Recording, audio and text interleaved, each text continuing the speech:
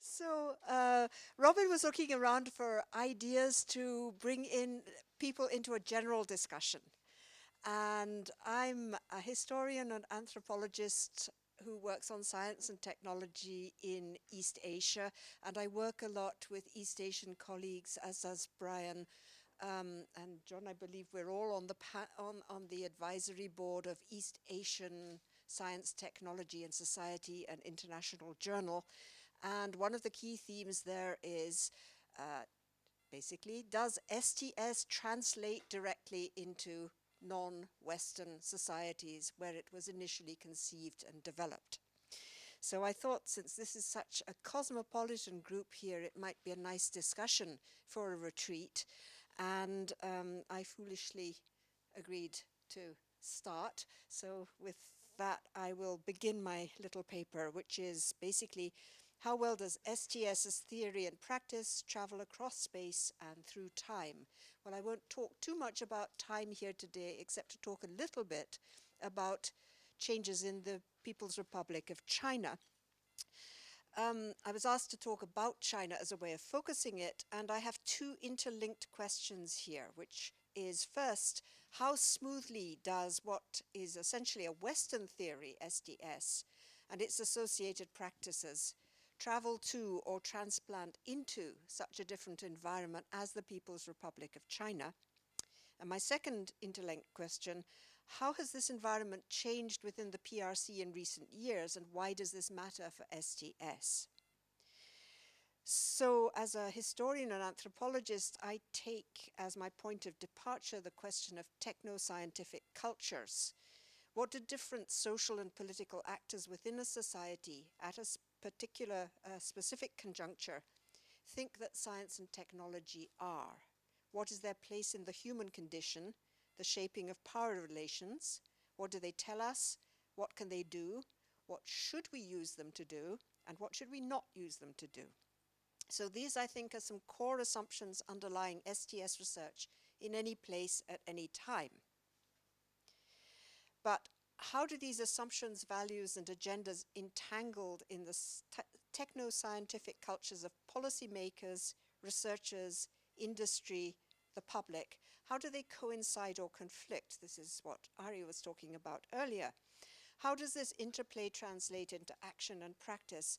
And what for STS people are, or the government, are the most effective points of intervention? So why are STS researchers, unlike historians and usually unlike anthropologists, interested in intervention? Well, less so in the US, but markedly in the UK and the Netherlands, or in Japan and Taiwan, and possibly now nascent in the People's Republic, STS has a dimension of activism in the pursuit of social and environmental justice and in pursuit of democratization, however we interpret that. So by the same token, STS is a critique of governments. So in principle, it would seem that STS concepts and theories, whether it be RRI, citizen science, upstream, downstream, users mattering, why should these not travel smoothly and apply successfully to socio-technical issues or the ethics of science in any country and in any context? Well, it seems to me the problem is twofold. So the first problem is translation, how we translate local STS type issues or problems into locally meaningful questions and explanations. The second one is practice, how to conduct inquiries, build coalitions, deploy findings, and intervene. On translation, there's a lovely quotation from a Mexican author, Carlos Monsiváis, saying that no detective fiction was possible in his country because the nature of crime itself differed from the comfortable homelands of the genre. What is exceptional, what is unwanted, he said, is not for a Latin American to be a victim, but that he might cease to be a victim. We have no crime fiction here because there is no faith in justice. So for him, in a Latin American context, the Agatha Christie notion of whodunit was beside the point. What was unfolded was not the puzzle of whodunit and the restoration of social order, but the mystery of existence and the contingency of survival. And I think these are issues that come up very clearly when we ask, how does STS travel across the world? And Harry was talking earlier about horrid places. Well, one person's horrid place is another person's safe place, but we need to understand why a place is horrid or safe. So one of the things about China today is it is a technocracy. And as I'm sure lots of you know, the last 3 presidents of the PRC were all trained as engineers, including Xi Jinping, and 8 out of 9 Politburo members are also engineers. And this comfort zone of engineering and science as a way to regulate society plays out in policy in China in ways we might not expect in our Western societies. So, for example, if you think about the one-child family policy, there's a wonderful study by Susan Greenhalgh, Just One Child, Science and Policy in Deng's China, where she talks about how basically this policy was contested by different scientific groups and won by the rocket scientists. And that's one reason it took the extreme form it did. So we could say that everyday technological lifestyles and styles of scientific literacy in the PRC are converging with those of Western countries. Both official and public understanding of the obligations, rights and participation of state, business and individual, however, are strikingly different from those naturalized within the legal frameworks of dominant nations like the United States. We can take examples from biobanking, genetic property, the various IP issues that Xiaobai was just describing. And disparities like this pose significant obstacles in China's international participation, particularly in ethically charged fields like scientific and technological cooperation or regimes of rights. And perhaps they should also encourage us as STS scholars to think even more critically about the individualist and, if I may, neoliberal values that permeate everyday commercial government understanding of technology, its place and its potential in our own societies.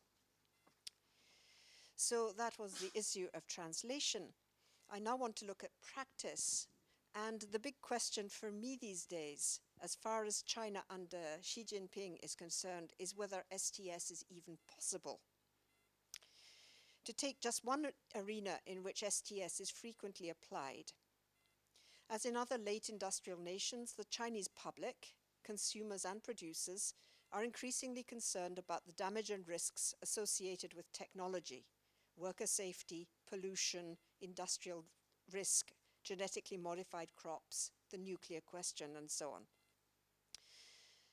For the last 20 years, state strategy has been two-pronged: to promote research to mitigate the problems and to work with NGOs or protest groups to develop, quotes, harmonious responses.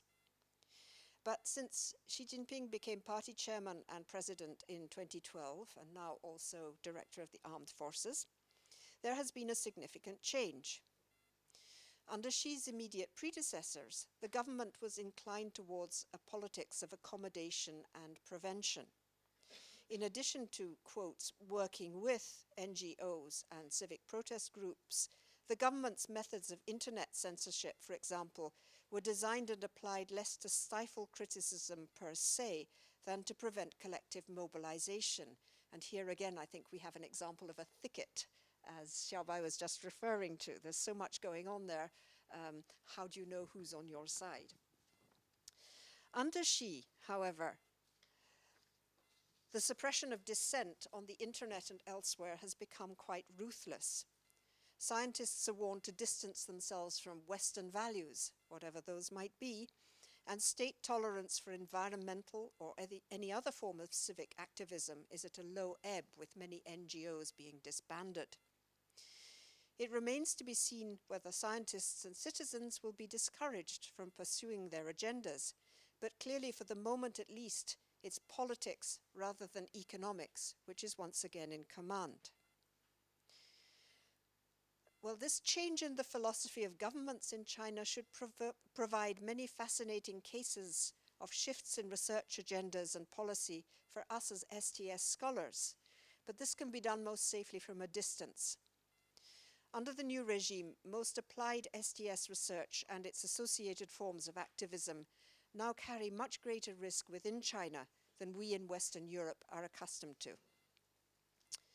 In late June, a group of East Asian STS scholars is convening in Beijing to discuss with Chinese and other Asian colleagues what the prospects for STS are in China today.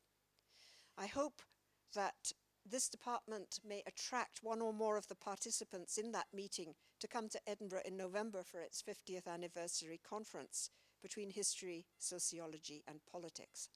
Thank you very much for your attention.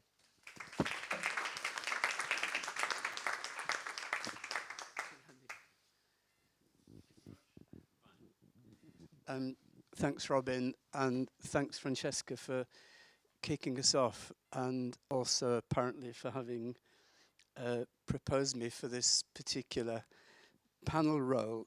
I feel the least qualified of the three of us sat in front of you right now. So first of all, I'm going to start by rehearsing my non-knowledge of Asia and STS. And as non-knowledge usually is, it's even more considerable than what I can identify. But I have got no Asian languages. I've had quite a few Taiwanese students, PhD students, and made a few visits there. Also to China,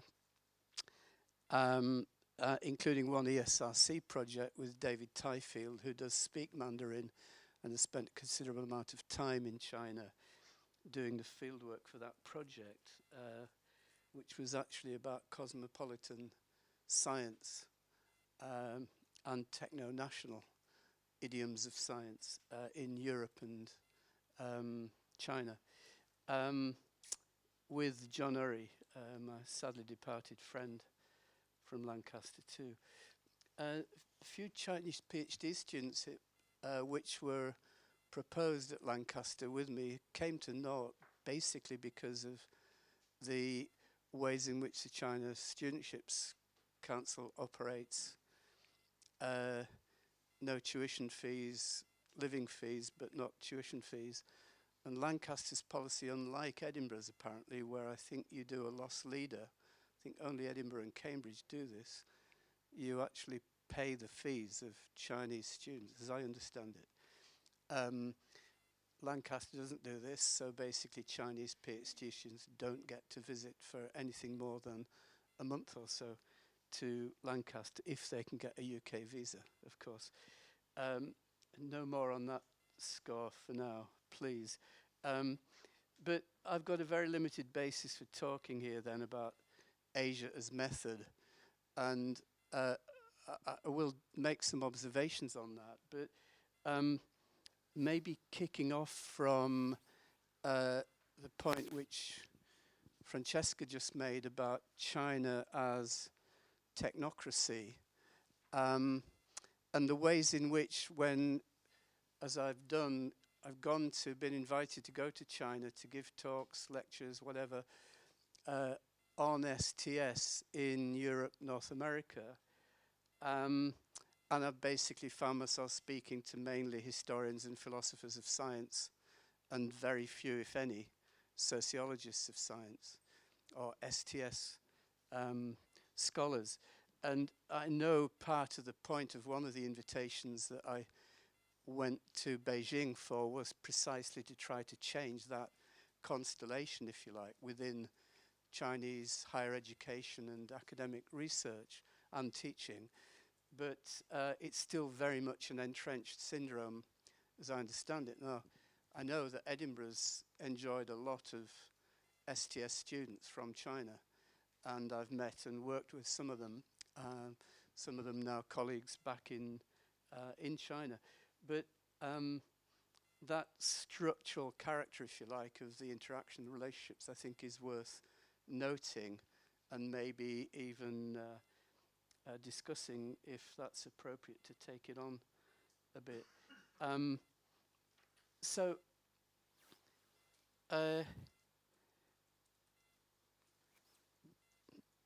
A lot of the comparative work that I've been involved with or read, talked to the authors of, and so on, in Western STS has been largely North American, European comparison of things like regulation of risk and so on. So very often also of science in public authority mode, if you like, as distinct from science in research mode. And that's a distinction which I might come back to in the lecture I've got to give this afternoon. But very little of this has actually included Asian context as comparative partners or viewpoints in this kind of comparative work. And that's maybe shifting partly with Japan, Korea. I don't think yet China, nor even Taiwan, but I'm open to correction on that. But I think this is something that could be really substantially developed, and it would be worth developing, particularly because many trained STS people now from China, from Taiwan, and elsewhere have got the language capabilities of doing it properly in a way that I've never have had. So that's just a proposal which I'd like to just throw out and see what kind of response it might get. The questions which interest me in a lot of this comparison are not only the traditional kind of STS comparative work, which began by asking a very simple kind of question, which was, why is it that with an ostensibly acclaimed universal science as supposedly the central defining resource for arriving at rational policy decisions about, say, chemical pesticides? Should we ban them? Should we control them in particular ways? Should we just commercially license them for free market use in society at large? The typical STS question was, well, okay, if science is universal, how come then the US banned 2,4-T or 2,4,5-T and 2,4-D and so on chemical pesticides, and Europe actually permitted them?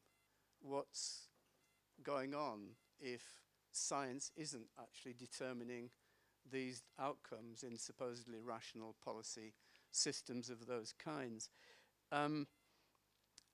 And a lot of work in the 70s published in the journal as then was Science Studies, I guess, Social Studies of Science as later. That work was built on that kind of question. Of course, it's been elaborated much further since by Sheila Jasanoff and others with civic epistemologies and so on and so forth. And one of the things that Sheila has introduced into that are questions about publics. What do we mean by publics? Are we taking publics, as Ernesto Laclau, I think quite appropriately describes public interest, public concern, and so on, as, what's his word? It's not a vacuous signifier, but you get the point using that term, an empty signifier. Thanks, Ari. In other words, you know, we know there's something out there which we refer to as a public or public opinion or public concern, the public interest. But actually, when you go and try and find it empirically, it's nowhere. You can't find it. We can't do without it in a democratic society, as Laclau points out. And yet, actually, it can't be identified. Now, I'm beginning to think maybe we should think the same way about science, but that's by the by for now. So thinking about China in particular here, it's a non-democratic modern state, with publics, as Francesca indicated, who are increasingly expressing concerns in their own ways about environmental concerns, safety concerns, and safety breaches of big scale in various scandals that have emerged in the Chinese context in recent years. I'm interested in asking questions of that kind. How are those concerns being articulated in a state which is actively repressing the expression of those concerns as public concerns? And that includes control of social media and so on. So I got a few very interesting essays from my last class at Lancaster about 2 years ago, Publics, Policies and Expertise, actually taught with David Tyfield, where we had several Chinese students in the Media, Culture and Society master's program at Lancaster, but doing STS as well, about precisely this issue, doing their own research from their own context, using their own language and familiarity of Chinese culture, actually describing how these issues were beginning to be articulated in quite subversive ways within the Chinese political and institutional context. And that's, for me, a very interesting set of questions to begin to start developing. So, thinking about STS traveling, travelers, of course, travel in very different ways. Some just raise their voice in their own language when they don't get any kind of intelligible response from their new hosts, wherever they might be traveling. Others attempt to learn the language and listen a bit before they open their mouths and pontificate. So I'm just going to leave it there and not pontificate any further. One day it might be nice to learn the language, but I've always felt I was getting a bit late in life.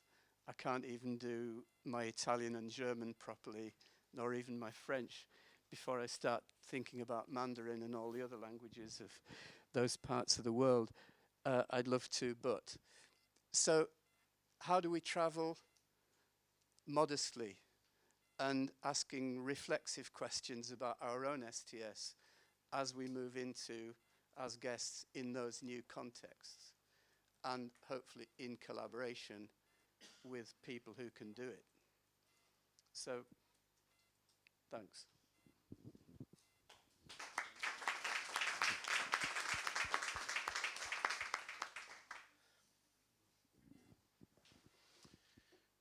Well, thank you for the invitation to come and speak here. I just want to pay homage to the Science Studies Unit. 50 years ago it was set up. Homage in particular to David Edge, who made such a creative space for people to work in. He started it, I think, exactly 50 years ago. I came to the Science Studies Unit as the PhD student 49 years ago. I think I was a year or two older than you, Brian. Earlier. Okay, so, my knowledge too is of China is skin deep. So what I need to start off by saying is that this work that I've been doing is collaborative work with Wen Yuan Lin, who is in Taiwan. He's actually an ex-PhD student, but we've been working together collaboratively for approaching 10 years, trying to think together across difference. The question then in one way is quite simple. It's about domination. It's about, to make it slightly more specific, it's about theoretical asymmetry, the kinds of things that you've just been hearing about. Since I belong to that particular wing of STS that used to be called actor network theory, or material semiotics is a better term. Since we belong to that, we see this as a matter of ontology, a matter of realities as well as a matter of knowledges. So there are different worlds. There are different worlds out there, as well as different ways of knowing worlds. So the question then, as I say, is about domination. I just want a couple of quotes. E.T. Abraham, actually talking about George Basala, so it doesn't quite fit. But E.T. Abraham, simply put, in the metropolis they do theory, and in the colonies they gather data. Well, of course, that doesn't quite work, but it catches something important. Dai Wei Fu, who some of you will know, historian of science in Taiwan, writing in the East Journal, that's already been mentioned. Haven't we taught our students STS with good case studies, still mostly coming from the West? And haven't we theorized East Asian STS case studies also from established Western theoretical perspectives? SSK, Scott, Ant, social worlds, cyborg feminism, biomedicalization, and all that. That was the question that he put in the first issue of the East Journal. We're 10 years on now.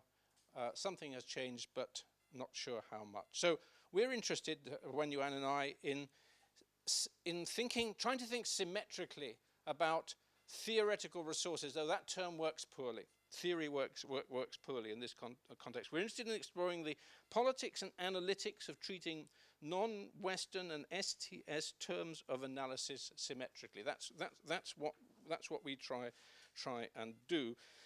From you know, the assumption that in some important senses Taiwan, or scholars in Taiwan, are part of STS, but they are marginal in STS, and they face the centres such as the UK or North America.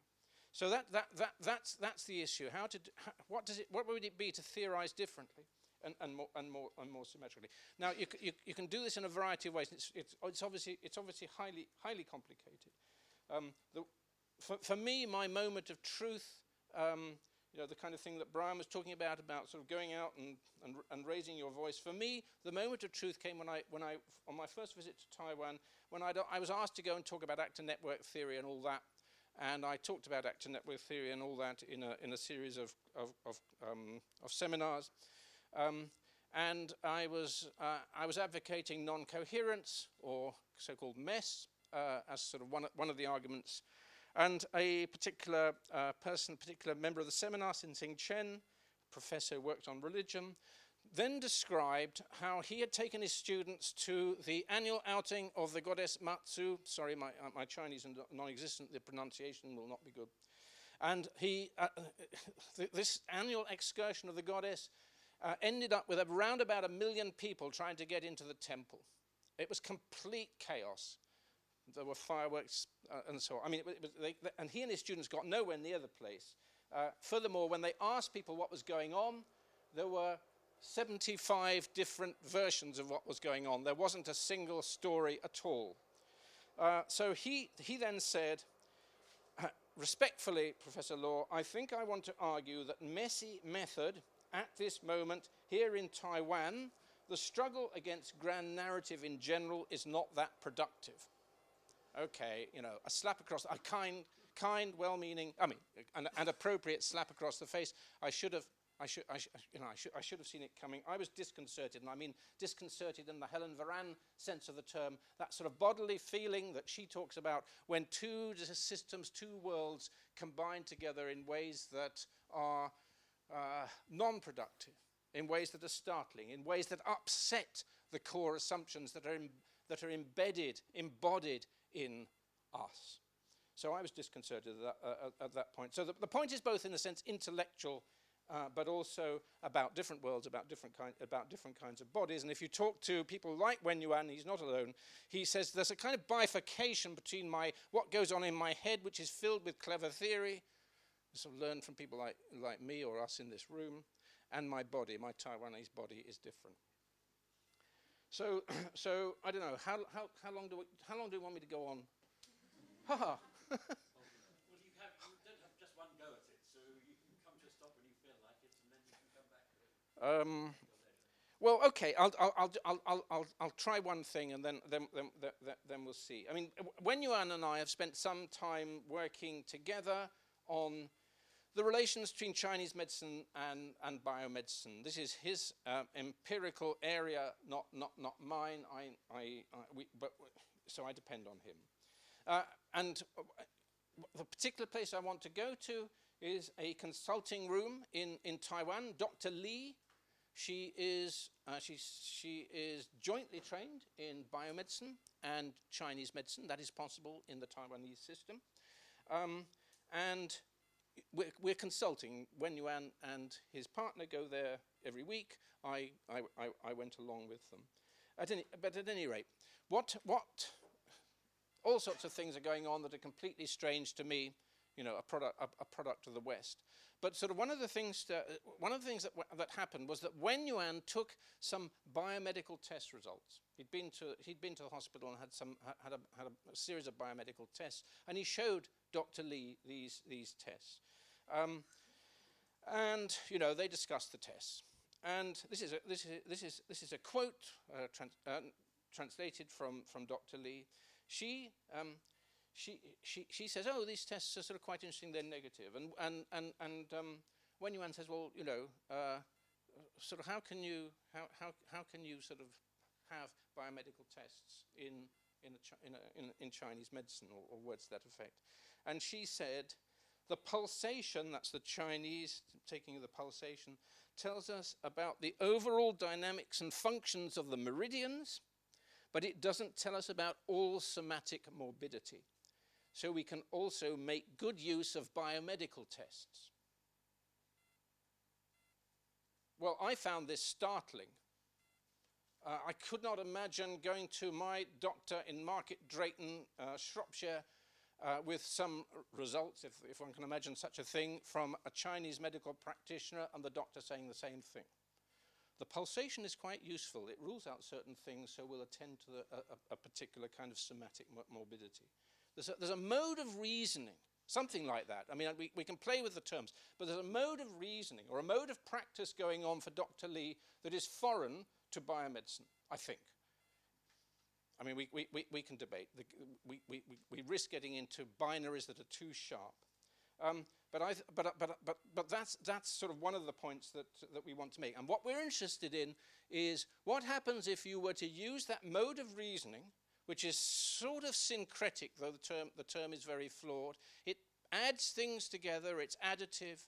It's relational in a sort of flat sort of way that doesn't privilege one set of things over another. What happens if you take that mode of reasoning and apply it to STS? What happens if you use that to think STS, or as a theory in STS?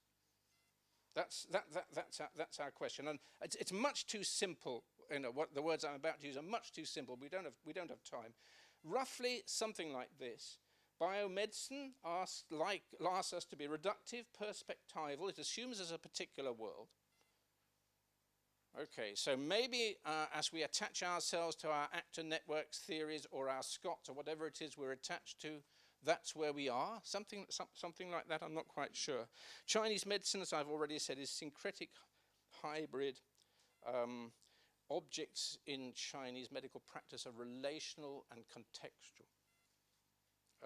They add together. And what happens? Well, I mean, what we've tried is to see what happens if you push this difference through a particular empirical case. And the empirical case, or one of the empirical cases we worked on, is what's happened to Chinese medicine historically in Taiwan. And if you do it from an STS perspective, what you get is a history of domination. 96% of the Taiwanese healthcare budget is used by biomedicine. 4% is available for Chinese medicine. And there's a history there, of course, a history of imperialism and domination. That's the story.